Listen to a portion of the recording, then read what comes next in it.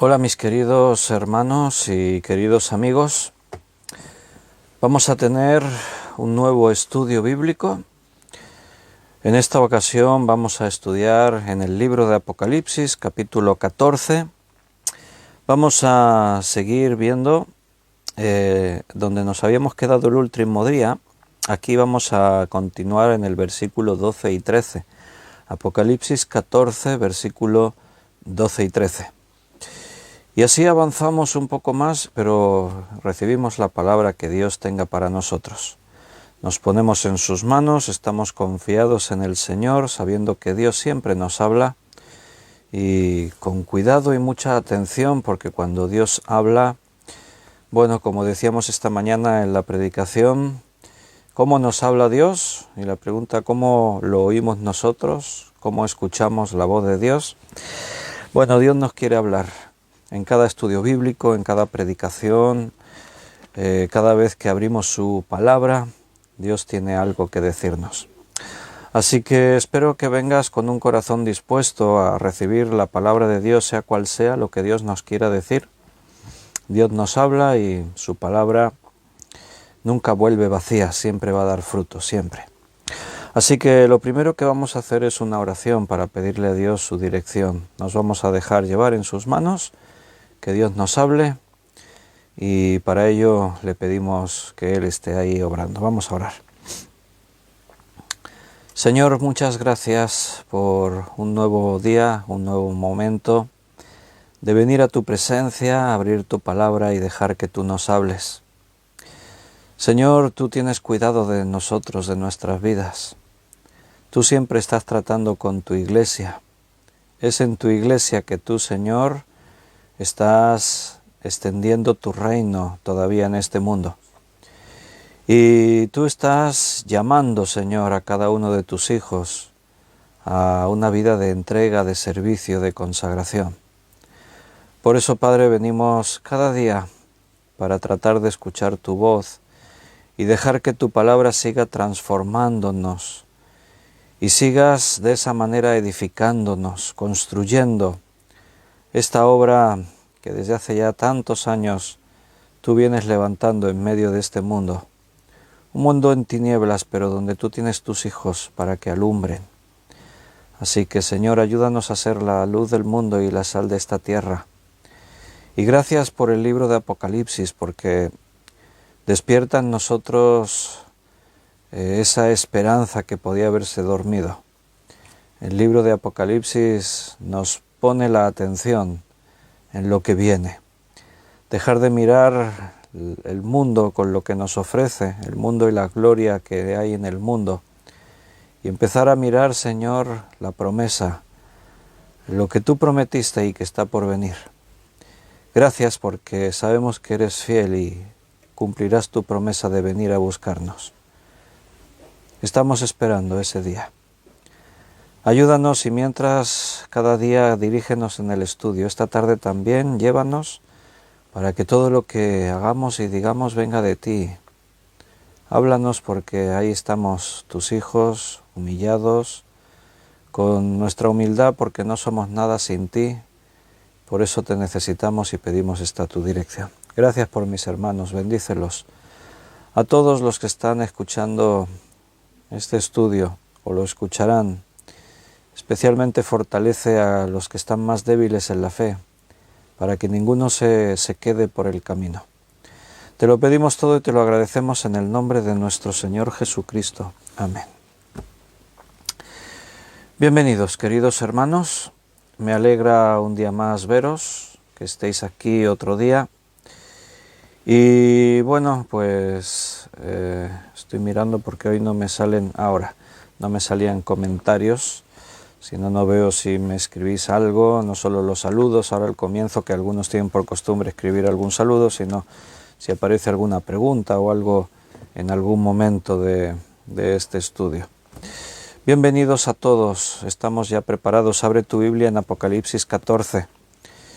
José Luis ha escrito un saludo, buenas noches, María Luisa también, Paco, Rosario, Tamara, bienvenidos.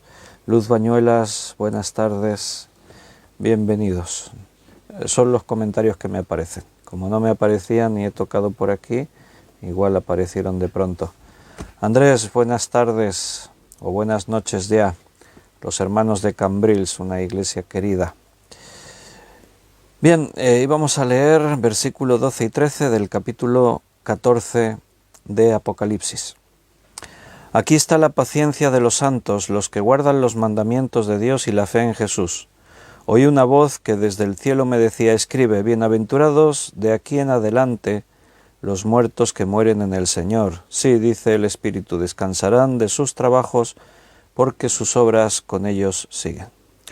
Recuerda que estábamos hablando, el contexto de estos dos versículos nos está hablando de, estamos en tres mensajes de tres mensajeros que salen de los cielos y en esos mensajes se predica el Evangelio eterno, se hace una proclamación de la caída de Babilonia, se advierte a los moradores de la tierra, a todos los que estén en el mundo en este tiempo de la gran tribulación, que no se vuelvan a la adoración a la bestia, ni mucho menos.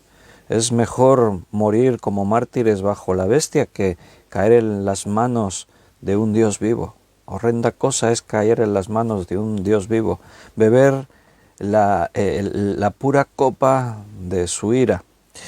Eso nos llevó a ver que, ahí se habla de los que morirán.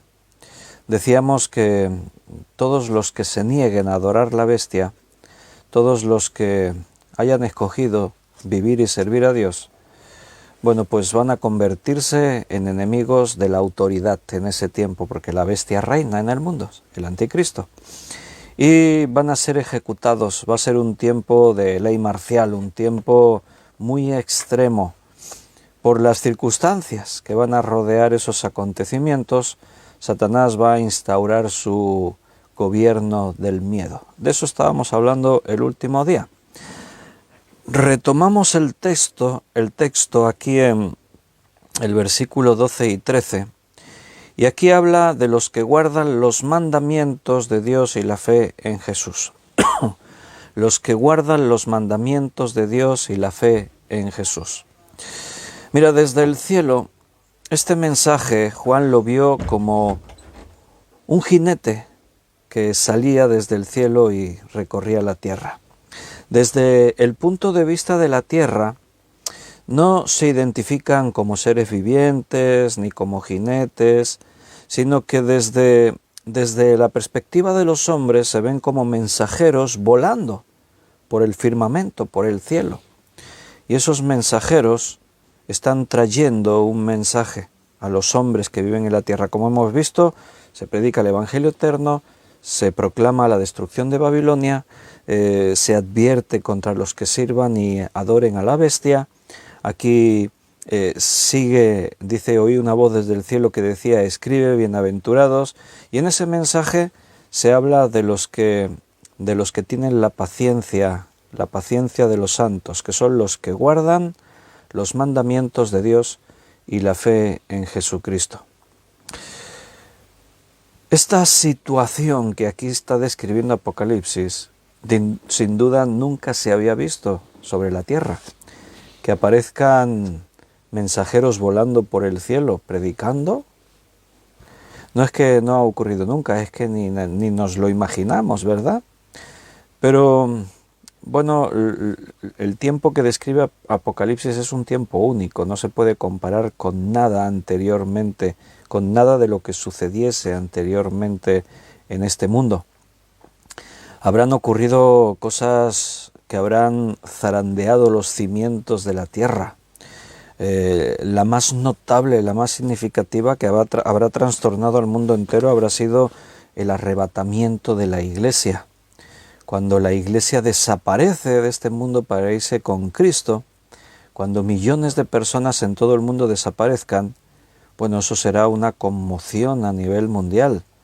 La mayoría de las personas no van a saber qué está ocurriendo. Muchos sí, muchos de los que escucharon el mensaje del Evangelio van a entender, por eso van a creer en Cristo también en ese tiempo. Pero la gran mayoría de la gente se van a preguntar qué está ocurriendo, por qué desaparecieron esas personas. La ciencia va a tratar de dar explicaciones. El mundo se va a ver sumido en un caos. va a haber saqueos, va a haber asesinatos, va a haber deserción en las fuerzas del orden, habrá guerras, va a ser un caos total en el mundo. Nunca antes se vivirá una situación como esta. Y en ese contexto, como decíamos, Satanás instaurará su gobierno del miedo, un gobierno único mundial, bajo una falsa apariencia del Salvador del mundo, mostrando al mundo que Él tiene soluciones. El mundo se aferrará y se agarrará a lo que haya, y la esperanza para la gran mayoría en este mundo será el anticristo, porque aparecerá con grandes señales, prodigios, mostrará un cierto poder, muchas de esas cosas con engaño, con mentiras. Dice que tendrá una boca que hablará grandes cosas, una gran elocuencia, un gran poder de oratoria. Entonces, en ese contexto, Dios también entra en acción. Dios entra en la escena, y con Dios hablamos de también todos los santos que ya fueron resucitados o arrebatados y están con el Señor ya participando de estos eventos en los cielos. Y algunos de esos santos, ahí estaremos nosotros, estarás tú, estaré yo, estaremos participando en todos estos eventos. Y algunos se van a mostrar como esos mensajeros que vuelan por el aire predicando el Evangelio. Los que guardan los mandamientos, dice, la paciencia de los santos que guardan los mandamientos. La palabra paciencia ahí está hablando de los que tienen perseverancia, los que perseveran. Tener paciencia, la idea aquí de esta palabra no es estar con los brazos cruzados esperando, y dices, estoy esperando y eso es tener paciencia. Aquí habla de una paciencia pero en acción, o sea, es algo así como perseverar. Y todo esto es la consecuencia de obedecer los mandamientos y de tener la fe en Jesús. Si tú obedeces los mandamientos y tienes fe en Jesús, eso se va a manifestar en forma de paciencia. Vas a estar en una actitud de perseverar, de estar esperando, de estar, pero una espera, como digo, en acción, no pasible, no así quietos. El Evangelio que se predica es el mismo que predicamos hoy, esto ya lo dijimos, la salvación que viene por la fe en Jesucristo. Entonces, en la parte, desde el punto de vista del cielo, vimos los muertos en Cristo, cómo llegaban al cielo. Aquí lo vemos desde la tierra y vemos cómo mueren. Entonces no supimos cómo morían, simplemente Apocalipsis mencionó las almas de los que estaban bajo el trono, de los que llegaron ante el trono. Ahora aquí vemos cómo mueren. ¿Por qué se predica el Evangelio desde el cielo? ¿Podemos responder a esa pregunta? Mira, durante el reinado de Satanás, todo va a ser muy distinto. Para empezar, todos los que crean en ese tiempo van a ser nuevos, todos, porque los cristianos maduros ya no están, fueron arrebatados, se fueron a los cielos. Entonces habrá personas que tendrán la semilla que nosotros sembramos, que estamos sembrando ahora durante este tiempo, y esa semilla dará fruto y muchos van a creer. Cuando vean que la iglesia desapareció, van a entender lo que está ocurriendo y van a creer, y van a buscar la Biblia y van a leerla, pero no habrá cristianos maduros que les enseñen. Bueno, no es casualidad que vivamos este tiempo, es que este tiempo sea el previo a los momentos del fin, porque aunque la mayoría, o sea, aunque los creyentes maduros ya no estén, ahí van a quedar mucho testimonio, mucha información. Me imagino que Satanás intentará borrar todo lo que haya en Internet que proclame el nombre de Cristo, pero hoy en día es muy difícil poder borrar todo lo que haya en Internet. Hay muchos archivos, hay mucho material digital, hay muchas cosas que están ahí en nuestras iglesias, de forma particular. O sea que mucha gente va a tener acceso a documentos de este tipo, como lo que ahora estamos haciendo, predicando, enseñando sobre el libro de Apocalipsis. porque no podrán recurrir a maestros que les discipulen, no podrán recurrir a pastores que les prediquen la palabra de Dios. Entonces va a ser un tiempo muy distinto.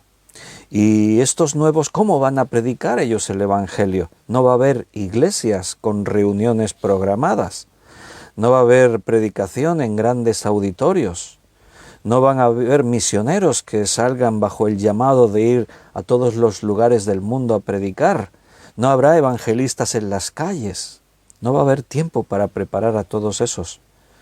Y entonces, además el tiempo va a ser muy corto, estamos hablando de una semana profética, son 7 años, pero la manifestación de todo esto van a ser 3 años y medio. Entonces, en 3 años y medio hay que predicar lo máximo que se pueda el Evangelio de Jesucristo, el Evangelio eterno, y advertir a los moradores de la tierra de la situación, de cómo está. Hay que advertir seriamente porque son los últimos momentos de la historia de la humanidad y la última oportunidad que hay para que algunos crean y sean salvos, se arrepientan. Por eso, porque es una situación muy distinta a todo lo que hasta ahora hayamos vivido, por ese motivo la forma de predicar es desde los cielos. La Iglesia estaremos ahí en los cielos. Entonces siempre la Iglesia tuvo el encargo de la predicación del Evangelio, no los ángeles de Dios. Los ángeles de Dios son espíritus ministradores enviados por Dios bajo diferentes propósitos, pero nunca han tenido el encargo de la predicación del Evangelio. Esa es tarea de la Iglesia, así que será la Iglesia la que siga predicando el Evangelio en ese tiempo, solo que de una forma distinta como lo hacemos ahora, porque ya no estaremos en estos cuerpos mortales, entonces tendremos nuestros cuerpos glorificados, entonces seremos semejantes a Cristo en su resurrección. Por eso tendremos la capacidad, aunque ahora te resulte un poco extraño, yo lo pienso y me resulta un poco extraño. Es como pensar en una película de estas de superhéroes o de ciencia ficción, ¿no? Volando por ahí predicando el Evangelio, ¿no? Suena así como muy claro porque se sale de lo que nosotros estamos acostumbrados a ver. Será un nuevo tiempo y entonces en ese nuevo tiempo se verán cosas nuevas también, cosas que nunca antes se habían visto.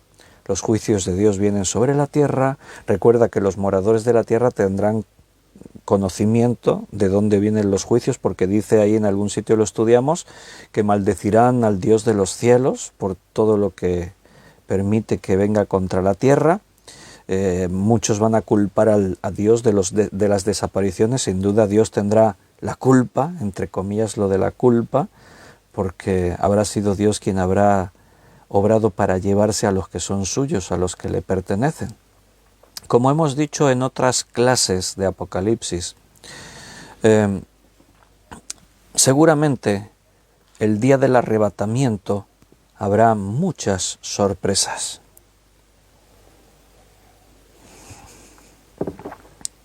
¿Cuántos de aquellos que son miembros de iglesias, cuántos se quedarán atrás? Muchos, seguramente, muchos. Porque Dios nos está hablando muy claramente desde hace meses de que hay una fina línea entre saber quién es cristiano y quién es solamente un religioso.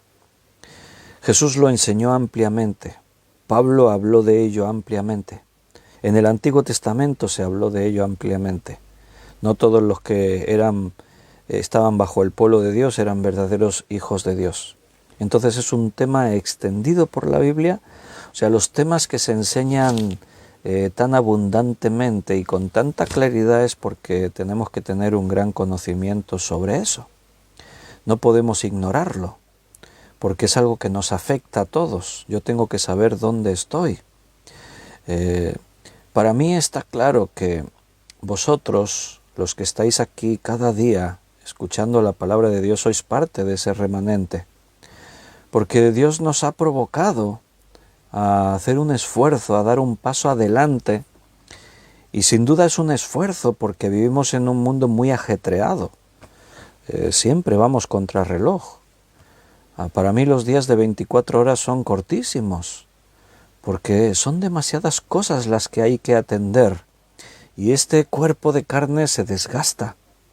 Nos cansamos, hay días en los que uno se queda así un rato sentado delante del Señor y dice, Señor, estoy cansado, porque estamos ahí haciendo un último esfuerzo, el Señor viene pronto, tenemos que darlo todo, tenemos que esforzarnos. Y como decía, no estamos aquí haciendo algo que se nos ocurrió de pronto, sino que es algo que Dios ha provocado en nuestras vidas. No lo hemos programado, no hemos hecho una reunión para consultar, hacemos esto, no lo hacemos. No hace falta, Dios nos lleva a las cosas que tenemos que hacer. Entonces, estamos predicando cada día y ahí hay un grupo que sin duda es algo, bueno, no voy a decir único, pero es algo muy exclusivo en el mundo en el que estamos. Que cada día haya un buen grupo de hermanos que tomen una hora y media para estudiar la Biblia cada día sin falta. Yo sé que por motivos de trabajo, de turnos y de cosas personales, hay algunos que no pueden estar cada día en el directo, pero muchos después lo escuchan en diferido. Pero otros muchos sí que estáis ahí porque las circunstancias sí que os lo permiten y estáis ahí cada día. Y tendríais muy buenas excusas para estar un día y otro no, y un día sí y dos no. Tendríais muy buenas excusas. Pero yo tengo muy claro que si estamos ahí cada día, empezando por mí mismo, no es porque a nuestra carne esto le cause una satisfacción especial, y no es porque saquemos un beneficio en la carne, y no es porque se nos haya ocurrido a nosotros. Yo creo que Dios está moviendo a su remanente, está despertándonos de una especie de letargo en el que por causa del mundo moderno en el que vivimos la Iglesia se vino adormeciendo, y el hecho de escuchar cada día su palabra no alcanzamos a ver la dimensión que eso tiene, porque yo sé que Dios nos está transformando, Dios está cambiando cosas dentro de nosotros. Es un tiempo difícil porque Dios nos exige una marcha más. ¿Y sabes lo que eso provoca? Que aquellos que no están dispuestos a dar ese paso adelante se van a ir descolgando, se van a ir quedando atrás, y eso en todos estos meses de pandemia se ha ido viendo. También hay otros que por el contrario lo que hicieron fue dar un paso adelante. La cuestión es preguntarte, ¿dónde estás tú? ¿Te estás descolgando? ¿Las circunstancias pueden con tu ánimo y estás perdiendo el ritmo? ¿O te mantienes? Es una carrera de fondo, es una maratón. Y en las maratones, en las carreras de fondo, hay que dosificar fuerzas, pero no puedes aflojar. En una carrera así de resistencia, llega un momento en el que tu cuerpo, tus pulmones, cada centímetro de tu ser, todos tus músculos gimen, se quejan, mandan órdenes al cerebro de párate, detente, ya basta. El cuerpo lo pasa mal, el cuerpo sufre, pero en tu mente tú decides. Es muy fácil decir, me paro, ya no puedo más. Pero tienes la capacidad de decir, voy a seguir un poco más. Y más nosotros, que no corremos solos. Cristo es nuestra fortaleza. Él es aquel que nos da la energía, la fuerza, la capacidad de decir, vamos adelante, seguimos un poco más. Nos acercamos al día en el que Cristo nos va a llamar a su presencia y desapareceremos de este mundo para reunirnos con Cristo. Yo sé que a veces nos cuesta asimilar esa idea. Yo sé que nos preguntamos, ¿será posible de que cualquier día de estos estemos de pronto volando por los aires para reunirnos con Cristo en los cielos? ¿Será que podríamos vivir esa experiencia en vida? Yo sé que a veces vemos estas cosas que las creemos, pero las vemos como algo así lejano. Lo vemos como que es algo que sí, yo sé que sucederá, pero que no sé, que vaya a suceder ya, como que nos cuesta asimilarlo, como que nos cuesta verlo. Bueno, esa historia ya la han vivido los que nos han antecedido a nosotros en la historia. A Israel se le prometió la venida del Mesías, del Anticristo, se prometió ya a los patriarcas, se prometió ya al propio Adán. Y pasaron años, y pasaron siglos, y pasaron milenios, y Cristo no venía. Y yo me imagino a algunos de aquellos hombres, mujeres, pensando, ¿sería posible que con mis ojos viese al Mesías? Cuando llevan a Jesús al templo para ser presentado, ahí había el sacerdote y había una profetisa que habían recibido el testimonio de Dios de que verían al Mesías. Y eran ya muy viejecitos, el sacerdote estaba ya muy viejecito. Y yo me imagino que muchos días cuando se levantase y le costase levantarse y le doliese ya todo el cuerpo y pensase, Señor, no me queda mucho. Pero yo pensaba que tú me dijiste que vería con mis ojos al Mesías prometido. Miles de años tu pueblo lo ha estado esperando. Y yo pensaba que le vería, pero no lo sé, no sé. Me imagino a ese hombre, a esa mujer, cada día con la expectativa, pero muchos días habiendo perdido ya la esperanza. Como que sí, yo sé que vendrá el Mesías, pero no sé cuándo. Yo sé que Cristo vendrá a buscarnos, nos llamará a su presencia y seremos arrebatados, pero nuestros hermanos que nos antecedieron ya lo esperaban también. Y sí es cierto, las señales apuntan a que Cristo viene pronto, pero ¿y de qué manera? Nunca antes las señales se manifestaron como hoy en día. Vivimos tiempos muy convulsos, muy distinto todo, hasta lo que utilizamos cada día cotidianamente. Es una revolución. Era pura ciencia ficción. No nos podíamos imaginar que estaríamos haciendo todo esto. Mi padre murió hace como 22, 23 años. Mi padre no se podía imaginar todo esto que estamos usando ahora. Internet él no lo pudo imaginar. Y no estamos hablando de nuestros abuelos, de nuestros bisabuelos. Estamos hablando de pocas décadas. De pocas décadas para acá, el mundo ha sufrido una transformación inimaginable. No nos hubiésemos imaginado nunca. Pero es que cada día se transforma aún más rápidamente. Ya no podemos esperar a 20 años más para pensar en que el mundo se transforme tanto como se transformó en estos últimos 20 años, porque ahora todo va mucho más rápido, todo está mucho más acelerado. Estamos en un tiempo en el que no conseguimos asimilar los nuevos cambios, van más rápido que nuestra capacidad de asimilar. Estamos en un mundo donde se hablan de cosas que eran ciencia ficción hace pocos días. Cuando hablamos de la inteligencia artificial, cuando hablamos de la física cuántica y los ordenadores cuánticos. Yo todos los días cuando repaso la prensa, ayer estaba leyendo un artículo de la revista muy interesante y estaban hablando de unas nuevas partículas que apuntarían a empezar a dar luz sobre uno de los grandes misterios del universo, que es lo que se conoce como la materia oscura. Y hablaba que esas partículas abrirían una puerta a la quinta dimensión.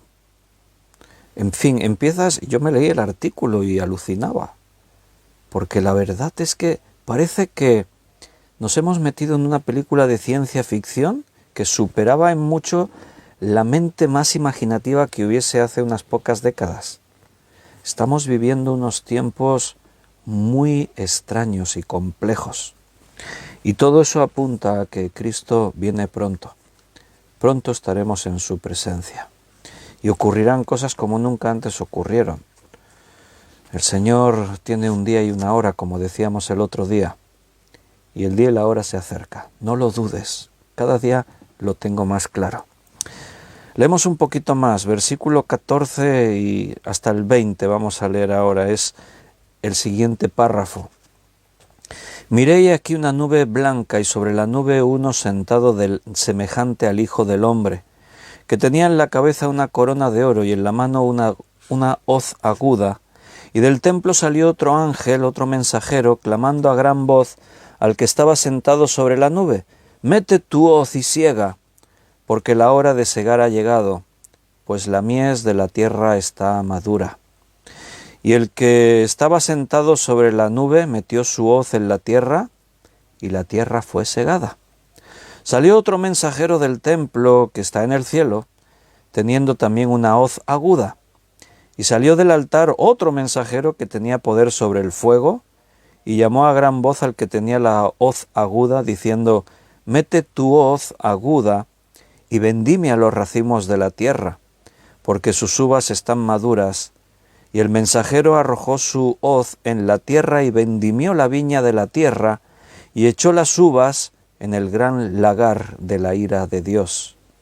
Y fue pisado el lagar fuera de la ciudad, y del lagar salió sangre hasta los frenos de los caballos por 1600 estadios.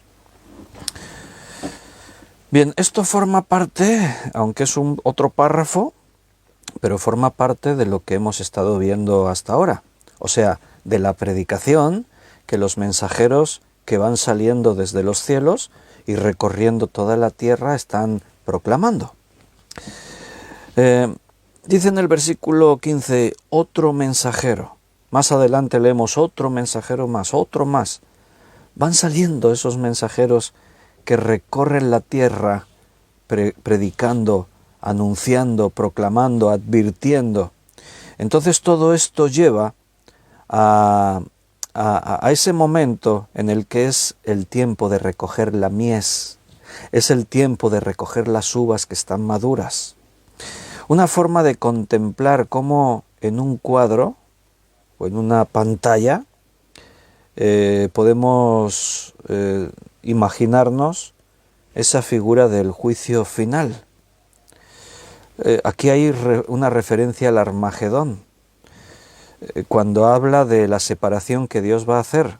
Dios va a separar a los justos de los que se condenan. Antes decíamos, algunos no serán capaces de seguir el ritmo de la Iglesia en estos tiempos de tribulación. Se verá quién es un verdadero creyente y quién es solamente un religioso. Ahora eso se confunde. En tiempos de paz todos son buenos marineros. En tiempos de paz la fe se vive muy tranquilamente. Todo el mundo cree. Es fácil ser miembro de una iglesia. No solo fácil, es atractivo, es bonito, es guay. Porque estar en una iglesia, y sobre todo iglesias grandes, iglesias con recursos, iglesias con actividades, estar ahí es vivir una vida buena, tienes buenos amigos, puedes desarrollarte en cosas que te gustan, en las artes, en los espectáculos, puedes tener un tiempo muy agradable, entretenido, pero estamos hablando de trigo y de cizaña, y el trigo y la cizaña se confunde. Tú ves un campo de trigo y no sabrías decir si todo es trigo o si hay cizaña entre el trigo, porque la apariencia es exactamente la misma. Sobre todo en esa fase de crecimiento, cuando las espigas ya están maduras, listas para la siega, entonces sí vas a darte cuenta de que el trigo tiene el fruto y la cizaña, la espiga está vana, está vacía, no tiene nada. Pero ahora estamos en ese tiempo en el que Jesús dijo, no arranquéis la cizaña, porque podríamos arrancar trigo también. No sabemos discernir, nosotros como hombres no podemos discernir qué es trigo y qué es cizaña.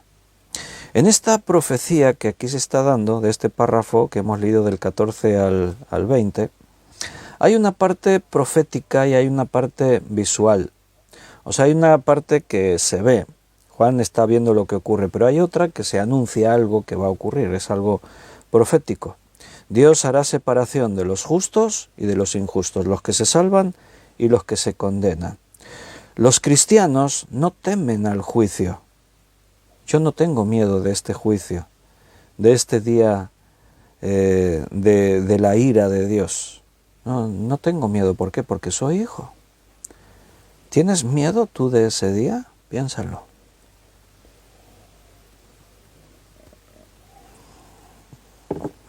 ¿Alguno vive asustado? Pensando el día del juicio, estoy nervioso. Cuando Dios nos juzgue, ¿qué dirá de mí? ¿Hacia dónde me iré? Dios va a separar unos y otros. Bueno, yo siempre hago énfasis en que tienes que tener seguridad de salvación. Tú tienes que saber dónde estás. Si tú reconoces de dónde te sacó Dios y sabes dónde estás ahora, no dudarás de tu salvación. Si tú eres consciente de que tu vida antes de Cristo era de una forma y que ahora es de otra totalmente distinta, no tendrás duda. Ahora yo entiendo que alguno tenga duda. Si mira su vida de antes de Cristo y mira su vida ahora y dice, es que no ha cambiado nada. Bueno, yo sería el primer sorprendido, diría, ¿no ha cambiado nada? Vaya, entonces, igual sí tienes que preocuparte, saber dónde te encuentras. Porque el verdadero Hijo de Dios pone las cosas de Dios en primer lugar. Empezando por la Iglesia, porque la Iglesia es el método en el que Dios obra en este tiempo, es la forma en la que Dios trata con los que son hijos y con la forma de que los hijos prediquen el Evangelio a los que no lo son. Entonces, tenemos que tener esa capacidad de dormir cada día diciendo, yo sé en quién he creído. Yo sé que un día estaré contigo. ¿En qué baso mi seguridad? ¿En mis propios recursos? No. ¿En mis frutos me lo he ganado? No. Me baso en que Cristo lo ganó por mí. Me baso en que el Señor lo hace todo. Pero ahí es donde nadie tiene que engañarse a sí mismo. El peligro está en engañarse como hacía la iglesia de la Odisea. Sí, yo tengo la vida, la salvación. Estoy segurísimo de que yo me iré con Cristo. No tengo miedo del juicio del trono blanco. Ahí es donde uno tiene que hacer una autorreflexión. Mira, a veces hay hermanos que me han manifestado, Pastor Víctor, es que yo tengo cierto temor, a veces pienso y yo siempre digo, pero eso es bueno. O sea, yo digo que tienes que estar seguro de tu salvación. Eso es lo que la Biblia nos enseña. Pero la seguridad se fundamenta precisamente sobre toda esa atención que tú pones a asegurarte de que tienes la salvación. ¿Qué quiero decir? La Biblia dice, el que esté firme, mire que no caiga. El que está tan seguro, tan seguro, tan seguro, tiene que hacer un autoexamen de por qué estás tan seguro. La actitud de esa, no una duda profunda que te lleva, ese temor reverente, esa duda que aparece pero que no te lleva a pensar no soy salvo, sino a lo contrario, te lleva a asegurarte, a decir, pero ¿por qué soy salvo? ¿Por qué creo yo? Bueno, yo creo en Cristo como mi Salvador, yo creo que murió por mis pecados, yo estoy arrepentido de esos pecados, yo he hecho lo que la palabra de Dios me decía que tengo que hacer. Esa especie de duda es buena, porque te lleva a confirmarte, a asegurarte de que en lo que crees. Yo siempre hago una pregunta y todos tenemos que saber responder a esa pregunta. ¿Por qué crees que eres salvo? Tú tienes que tener la respuesta para esa pregunta. Sí o sí. No podemos dejar ningún cabo suelto. No podemos dejar nada bajo duda de que de que, bueno, yo creía que sí era salvo. No, no. Responde, ¿por qué crees que eres salvo? Si respondes porque soy miembro de una iglesia, porque llevo 40 años en esa iglesia, porque soy el pastor, porque yo predico la Biblia, porque yo oro mucho y cuando oro siento una experiencia interna, porque yo en la alabanza me emociono muchísimo, porque yo, nada de eso justifica que tú seas salvo. En cualquier caso, eso podrían ser efectos, frutos, pero no es la respuesta. Solamente tienes una respuesta para decir yo soy salvo. Y es como yo te citaba antes. Yo sé que mi Redentor vive y que al fin se levantará. Yo sé en quién he creído, que es poderoso para guardar mi espíritu hasta aquel día. Yo sé que Cristo murió por mí en la cruz. Hazlo tuyo. Haz que eso sea personal, aprópiate de eso. Yo sé que Cristo murió por todos, pero piensa en particular, Cristo murió por mí en la cruz. ¿Y cómo me beneficio de eso? Ese es el primer paso, la fe, créelo. Cree que Jesús murió en la cruz por tus pecados y cree que Dios le levantó de los muertos y que ahora vive en el trono, en los cielos, y que volverá a buscarnos. Tienes que tener claro que te has arrepentido de tus pecados. Eso tienes que tenerlo muy claro. Si yo te pregunto, hermano, amigo, ¿te has arrepentido de tus pecados delante de Dios? ¿Le has dicho, Señor, perdona todos mis pecados? De los que soy consciente y de los que no soy consciente, perdóname todo lo que hice que te ofendió. Creo que Jesús con su sangre limpió cada uno de esos mis pecados. Si tú crees eso, si tú has tomado una actitud de esfuerzo y valentía, de decir, a partir de hoy las cosas de Dios son lo más importante en mi vida, si tú tomaste esa actitud, esa es la respuesta. Si yo te pregunto por qué crees que eres salvo y me respondes eso, ahí ya no hay nada que objetar. No hay que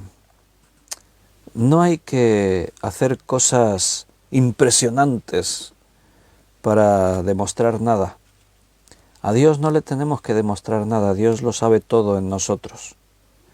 Pero evidentemente por sus frutos los conoceréis. Y yo soy el primero que tiene que mirar hacia adentro y ver mis propios frutos.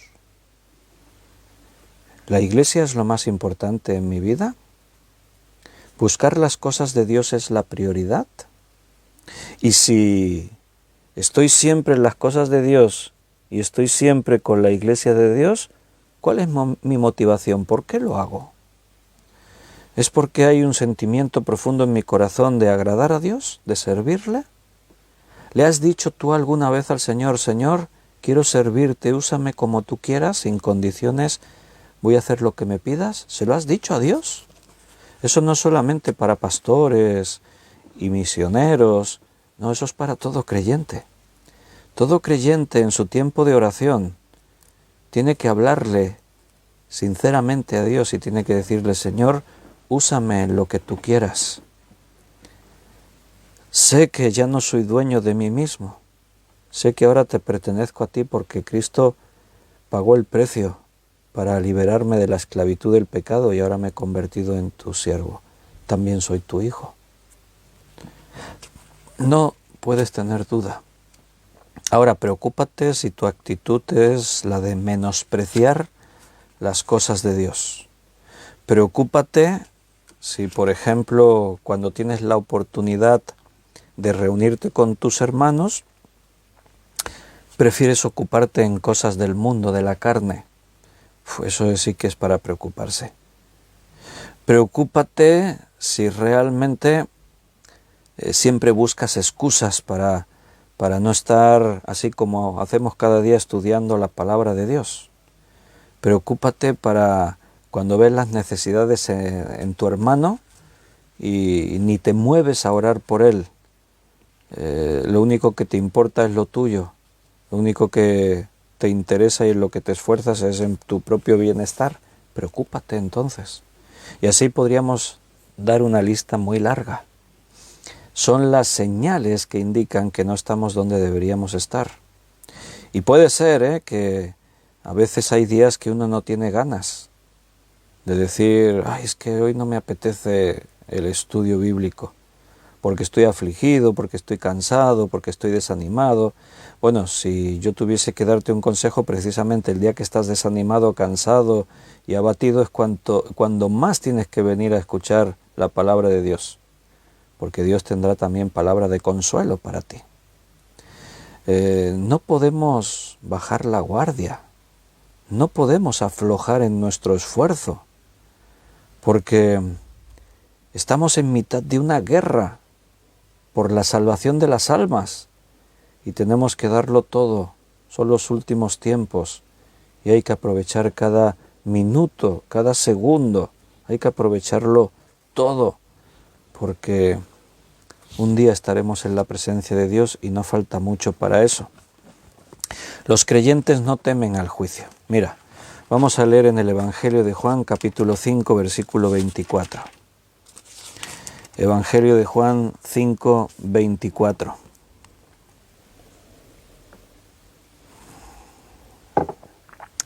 Jesús dice, de cierto os digo, el que oye mi palabra y cree al que me envió, tiene vida eterna y no vendrá a condenación, mas ha pasado de muerte a vida.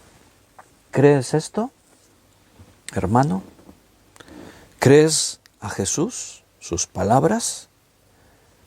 Jesús lo dice con total convicción, de cierto os digo, o sea, sin que haya ningún margen de duda. Esto no es para interpretarlo, ni añadirle ni quitada, es como yo os los digo, es totalmente seguro. El que oye mi palabra, ¿ves? Hoy volvemos a eso, ¿escuchas cómo nos habla Dios? El que oye mi palabra y cree al que me envió, tiene vida eterna y no vendrá a condenación, mas ha pasado de muerte a vida. ¿Pusiste la mano en el arado y estás mirando para atrás todo el rato? Señales de alarma. Jesús dijo, ninguno que pone su mano en el arado y mira atrás es digno de ser mi discípulo. Dijiste que creías en Jesús, pero hay un montón de cosas que están por delante de Jesús y de su obra, de su iglesia, de todo lo que Dios hace. Señales de alarma para poner atención a ver dónde me encuentro. Sabes, no porque solamente tengas hambre de la palabra, sino porque tú sabes que necesitas cada día tener tu tiempo de comunión con Dios, tu tiempo de alimentarte espiritualmente, o así, o de otro medio, pero cada día alimentarte de la palabra de Dios. Pero de pronto prefieres estar viendo una serie en Netflix o en una película en cualquiera de las plataformas de televisión, o prefieres estar montando tus presentaciones en tu canal de YouTube a ver si consigues más seguidores, y al final pasa un día, otro día y no te queda tiempo para el estudio de la palabra, el tiempo de oración con Dios. Entonces tienes que preocuparte. Entonces uno tiene que mirar a ver dónde se encuentra. Igual que no hay iglesias perfectas, no hay cristianos perfectos. Estamos en un proceso y seguimos hacia adelante. Pero una cosa es que tú veas en tu vida muchas imperfecciones. Yo me miro y no sabría por dónde empezar si te las tuviese que enumerar todas las imperfecciones que veo. No estoy hablando de eso, estoy hablando de lo que tú crees, lo que sientes, lo que buscas, por qué vives, en quién crees y cómo crees, qué es para ti la Biblia, la palabra de Dios. ¿La recibes siempre que Dios te la da? ¿O recibes la versión de la Biblia que te gusta escuchar y la que no te gusta la rechazas? Miré y aquí una nube blanca, versículo 14 del capítulo 14 de Apocalipsis, y sobre la nube uno sentado semejante al Hijo del Hombre, que tenía en la cabeza una corona de oro y en la mano una hoz aguda. Pregunta, ¿quién es el que aparece en la nube? Juan ve una nube que aparece, ahora Juan está desde la perspectiva de la tierra, y ve una nube que aparece en el cielo, y en medio de la nube uno semejante al Hijo del Hombre, que tenía en la cabeza una corona de oro y en la mano una hoza aguda. ¿Quién es el que aparece en la nube? Si queréis me podéis responder.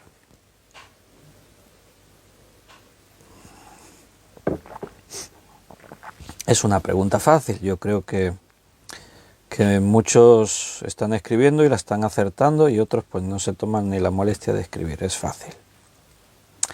Carmen decía, yo sufro por los que se quedarán de mis conocidos y familia. Esa es una de las grandes preocupaciones que tenemos. Personas a las que amamos y les predicamos y oramos, pero no reaccionan. Bueno, no hay que aflojar, hay que luchar por ellos. Siempre que tengamos la oportunidad hay que hablarles del Evangelio. Y a cada instante luchar en oración por sus vidas. No descanses. No creas que es tiempo perdido.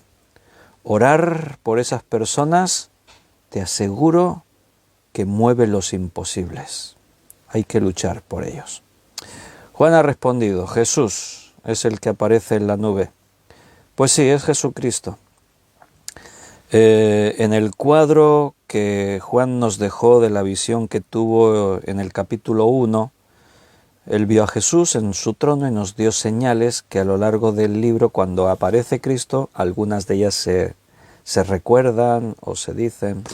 Aquí tenemos esos rasgos. Primero dice, semejante al Hijo del Hombre, así es como se habla de Jesús, que tenía una corona de oro en su cabeza. Así se nos describía en el capítulo 1.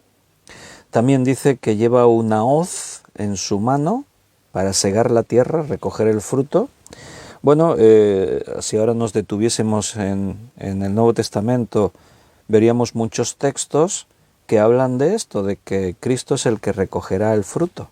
Él es el Señor.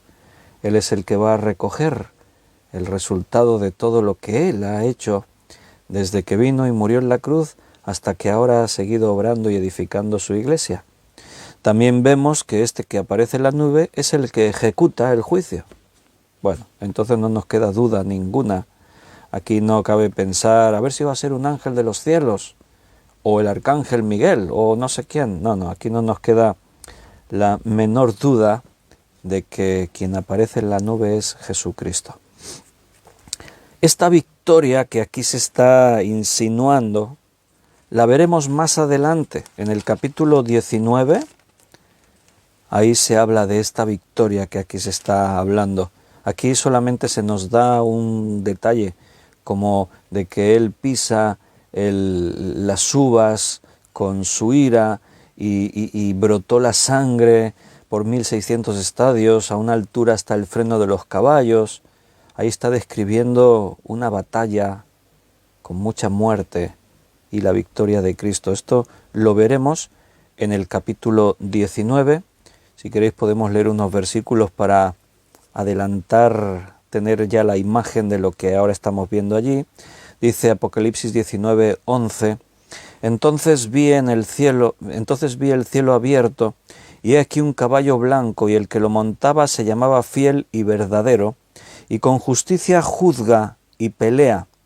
Sus ojos eran como llama de fuego, y había en su cabeza muchas diademas, y tenía un nombre escrito que ninguno conocía sino él mismo. Estaba vestido de una ropa teñida en sangre, y su nombre es el Verbo de Dios. Y los ejércitos celestiales, vestidos de lino finísimo, blanco y limpio, le seguían en caballos blancos. Escúchame bien, hermano, ahí estás tú. Tú eres parte del ejército celestial, porque las vestiduras que se describen ahí son las de los santos, los creyentes, los redimidos, vestidos con lino finísimo, blanco y limpio. ¿Te gusta montar a caballo? Muchos dirán, yo no lo he probado nunca. Dice, le seguían en caballos blancos. De su boca sale una espada aguda para herir con ella a las naciones, y él las regirá con vara de hierro, y él pisa el lagar del vino del furor y de la ira del Dios Todopoderoso. Ahí está la referencia que estamos leyendo ahora en el capítulo 14. Y en su vestidura y en su muslo tiene escrito un nombre, Rey de Reyes y Señor de Señores. Y vi un ángel que estaba en pie en el sol, y clamó a gran voz diciendo a todas las aves que vuelan en medio del cielo, venid y congregaos a la gran cena de Dios, para que comáis carnes de reyes y de capitanes, y carnes de fuertes, carnes de caballos y de sus jinetes, y carnes de todos, libres y esclavos, pequeños y grandes. Y vi a la bestia y a los reyes de la tierra y a sus ejércitos reunidos para guerrear contra el que montaba el caballo blanco y contra su ejército. Y la bestia fue apresada, y con ella el falso profeta, que había hecho delante de ella las señales con las cuales había engañado a los que recibieron la marca de la bestia y habían adorado su imagen. Estos dos fueron lanzados vivos dentro de un lago de fuego que arde con azufre. Y los demás fueron muertos con la espada que salía de la boca del que montaba el caballo, y todas las aves se saciaron de las carnes de ellos. Bien, esta escena está por venir. Es lo que se conoce también como la batalla del Armagedón, descrita y profetizada en muchos lugares de la Escritura, porque es otro de los momentos claves en la historia del mundo, del universo. Ese momento en el que Jesús destruye a todos sus enemigos. Satanás, por fin, será destruido totalmente. En el Evangelio de Mateo, capítulo 25, vamos a leer el versículo del 31 al 46. Mateo 25, del 31 al 46. Cuando el Hijo del Hombre venga en su gloria, y todos los santos mensajeros con él, entonces se sentará en su trono de gloria. Y serán reunidas delante de él todas las naciones, y apartará los unos de los otros, como aparta el pastor las ovejas de los cabritos. Y pondrá las ovejas a su derecha y los cabritos a su izquierda. Entonces el rey dirá a los de su derecha, venid, benditos de mi Padre, heredad el reino preparado para vosotros desde la fundación del mundo. Porque tuve hambre y me disteis de comer, tuve sed y me disteis de beber, fui forastero y me recogisteis, estuve desnudo y me cubriste, enfermo y me visitasteis, en la cárcel y vinisteis a mí. Ahora seguimos leyendo. ¿Notas? Hay un anuncio de la venida de Cristo con todos sus santos. Esto es lo que acabamos de leer en capítulo 19 de Apocalipsis y en lo que el capítulo 14 anuncia. Después, inmediatamente, viene el juicio ante el gran trono blanco. Inmediatamente, cuando Cristo viene con nosotros, todos los que hemos creído en Él y estamos ahí a su servicio, todos venimos, inmediatamente ocurre el juicio. Y utiliza de una forma metafórica cómo Él va a hacer una selección entre todos los seres vivos, todos los seres humanos, mejor dicho. Utilizando la figura de un pastor. Dice, como aparta el pastor las ovejas de los cabritos, así el Señor pondrá a unos a su derecha y otros a su izquierda. A los de su derecha, a las ovejas, les dirá, venid benditos de mi Padre, heredad el reino. Somos coherederos juntamente con Cristo, no lo olvides. Dice que heredad el reino preparado para nosotros desde antes de la fundación del mundo. Y entonces lo que dice a continuación son los frutos. Aquello en lo que tú te tienes que fijar para saber que eres uno de los herederos. ¿Cuáles son los frutos? Esa sensibilidad a las cosas de Dios. El hacer las cosas por Cristo, no por el ego, no para satisfacer tu propio bienestar, sino en esa búsqueda de corresponder al amor que Cristo nos ha manifestado. Los justos responderán diciendo: Señor, ¿cuándo te vimos hambriento y te sustentamos o sediento y te dimos de beber? ¿Cuándo te vimos como forastero y te recogimos o desnudo y te cubrimos? ¿Cuándo te vimos enfermo o en la cárcel y vinimos a ti? Y él respondiendo, el rey les dirá: de cierto os digo que en cuanto lo hicisteis a uno de estos mis hermanos más pequeños, a mí lo hicisteis. Entonces dirá también a los de la izquierda: apartaos de mí, malditos, al fuego eterno, preparado para el diablo y sus ángeles. El diablo y sus ángeles no son los dueños del infierno, del fuego eterno, del lago que arde eternamente. No, ese lago de fuego fue preparado para ellos, para que ellos sean arrojados a ese lugar. No están ahí para atormentar a la gente. El tormento viene por estar en ese lugar, no porque Satanás atormente a nadie. Él va a ser atormentado también como los demás. ¿Quiénes van a ese lugar? Los de la izquierda. Aquellos que eran solamente religiosos, pero no tenían la menor intención de escuchar la voz de Dios. Aquellos que vivían la religión por puro interés egoísta, para sacar algo a cambio. Aquellos que negaron el nombre de Dios, aquellos a los que se les predicó el Evangelio de Cristo y dijeron: no me interesa, yo no creo tonterías. Aquellos que menospreciaron todo lo que Dios ofrecía siendo tan valioso. Apartaos de mí, porque tuve hambre y no me disteis de comer, tuve sed y no me disteis de beber, fui forastero y no me recogisteis, estuve desnudo y no me cubristeis, enfermo y en la cárcel y no me visitasteis.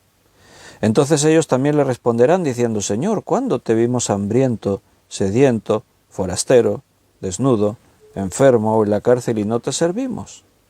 Entonces le responderá diciendo: de cierto os digo que en cuanto no lo hicisteis a uno de estos más pequeños, tampoco a mí lo hicisteis. E irán estos al castigo eterno y los justos a la vida eterna. Mira, leyendo estos pasajes, y todavía hay alguno que se atreve a decir: no, yo no creo en el infierno, yo no creo que un Dios de amor vaya a permitir que nadie se condene para siempre. Entonces Cristo mentía. ¿Qué crees? Cristo murió en balde en la cruz. Si al final no existe el infierno, ¿para qué muere Cristo? ¿Para qué no se encomienda la predicación del Evangelio? Si al final se predique o no, nadie se va a condenar. Indiferentemente si los hombres lo escogen o no, no existe el infierno, ¿verdad? Bueno, aunque nos pueda costar aceptarlo, el infierno existe. Aunque desde nuestra posición ahora, con nuestra mente limitada, leer y entender que haya gente que se condene para siempre, como antes comentábamos con lo que Carmen escribió ahí, ¿no? La preocupación es por los que se puedan quedar atrás. Bueno, pues hay que luchar por ellos, porque en este momento que aquí describe Mateo 25, ya no habrá vuelta atrás. Hoy es día de salvación. Todavía queda margen. Si la iglesia es arrebatada esta noche, aún tendrán tiempo para creer. Pero en parte los que crean también tendrá que ver mucho con lo que ahora nosotros estamos sembrando. Por eso no dejes de predicar el Evangelio eterno. No dejes de hablar, como le decía Pablo a Timoteo, a tiempo y fuera de tiempo. No dejemos como iglesia de perseverar en las cosas de Dios. No dejemos de buscar sus cosas, de ponerle a Él en primer lugar. Porque el tiempo es corto, es breve, y no pasará mucho que estaremos en su presencia. No pasará mucho tiempo más en el que un día abramos y cerremos los ojos, en un abrir y cerrar de ojos, y nos encontremos en la presencia de nuestro amado Maestro. No debe faltar mucho para eso.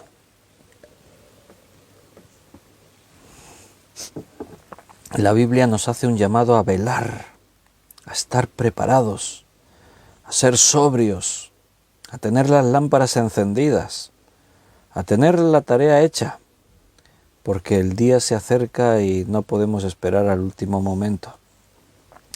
Hermanos, tenemos un privilegio tremendo de poder servir al Señor.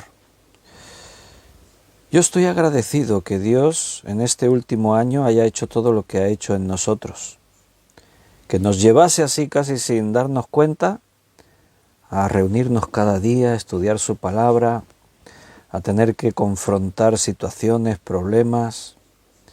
Dios está haciendo algo importante en tu vida. Déjale al Señor que siga haciéndolo.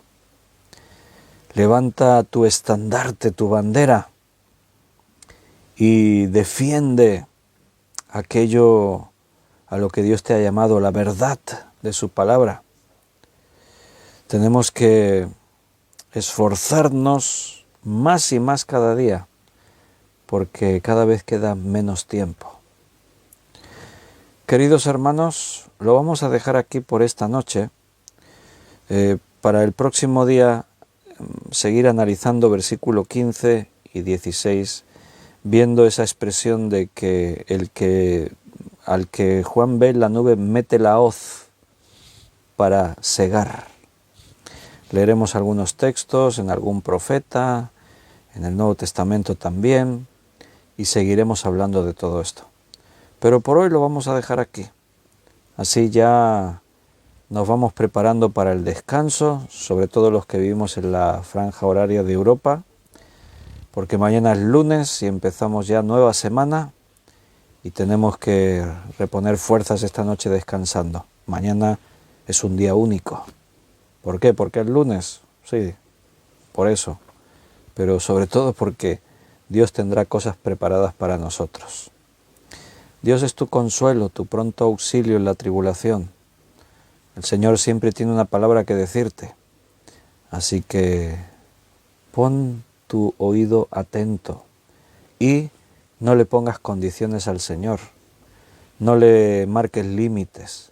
Deja que el Señor te use. Deja que el Señor te lleve donde Él quiera. La Iglesia necesita hombres y mujeres dispuestos a servir, sin mirarse a sí mismo, sino mirando las necesidades. Puestos los ojos en Jesús, autor y consumador de la fe. Bien, mañana es lunes, así que como todos los lunes, volveremos a estar a las 8 de la tarde, hora de España. Mañana lunes, 8 de la tarde, hora de España, estaremos ahí fieles, si Dios lo permite, para seguir estudiando la palabra, su palabra. Mañana volveremos al libro de Efesios para seguir estudiando un poquito más. Que Dios os bendiga, que os cuide, que realmente Él siga haciendo esa obra que empezó en vosotros. Dios sí que no desmaya ni se rinde. Él no afloja ni un milímetro. Así que, hermanos, eres especial en las manos de Dios. Y yo te amo con el amor del Señor. A mí me bendice tu testimonio. Así que seguimos juntos en esto y vamos adelante. Nos vemos mañana si Dios lo permite. Un fortísimo abrazo de esos que dejan sin aire. Hasta mañana si Dios quiere.